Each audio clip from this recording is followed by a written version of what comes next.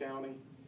And God began to do some great things, and then began to grow for our small town, a lot of growth, rapid growth.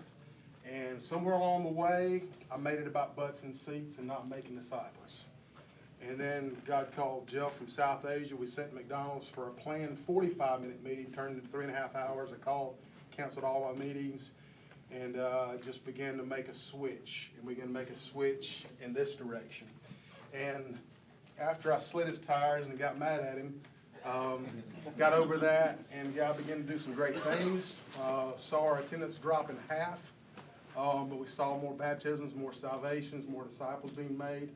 And it's messy, it's been hard, but it's been great, and I love it. And just to give you a quick story, because I'm here to share stories, Chuck Hull, he's probably the most recent story for me.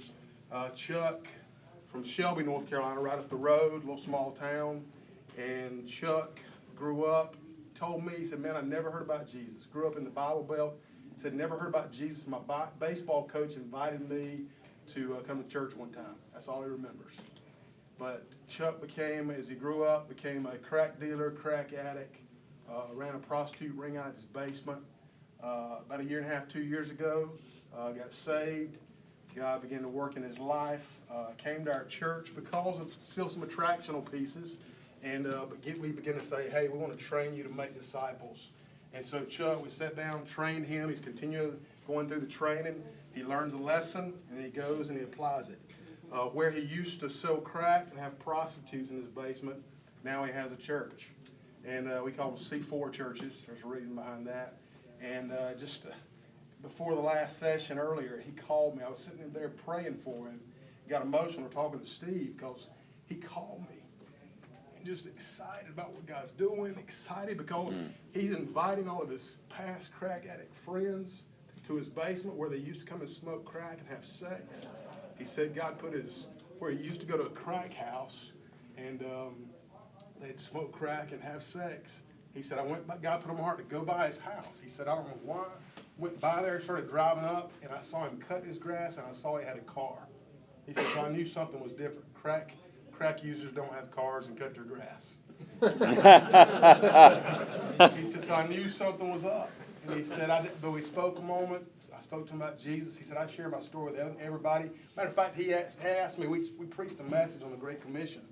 The next day, he said to me, he said, I understand about the Great Commission. He said, but why do you have to preach on that and tell people to go share their story?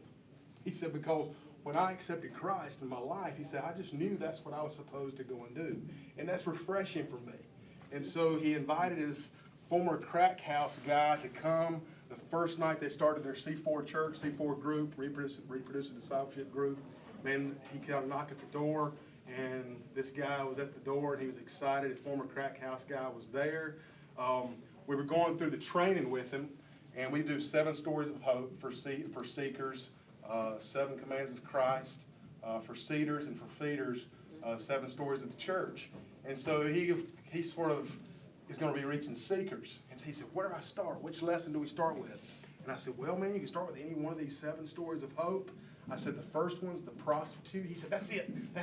He said, going to have some prostitutes there, going to have some former prostitutes there. And I tell you, that is so far from me, redneck from Rutherford County. I don't connect with that. But man, it's just awesome to see what God is doing in his life. He called me emotional because he's reaching a guy. He drives every day, every Sunday, picks this guy up, drives every night to their C4 church, brings him to his house. It's an interracial couple. They're not married. They've had a baby. The way they got connected somehow a few months ago was they knew his wife, and they called him and said, we're getting ready to be arrested and put in jail, and we have an infant. And said, we need you to come get it, or they're going to take it into custody. This guy has 10 people living in his basement. Man, he works. He doesn't have to work, but he works and cuts trees just to keep these people jobs, and they live in his basement.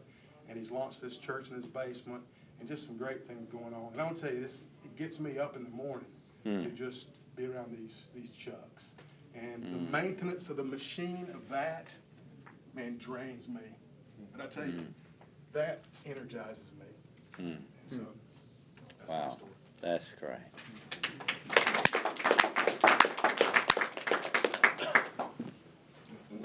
much. Sure. So,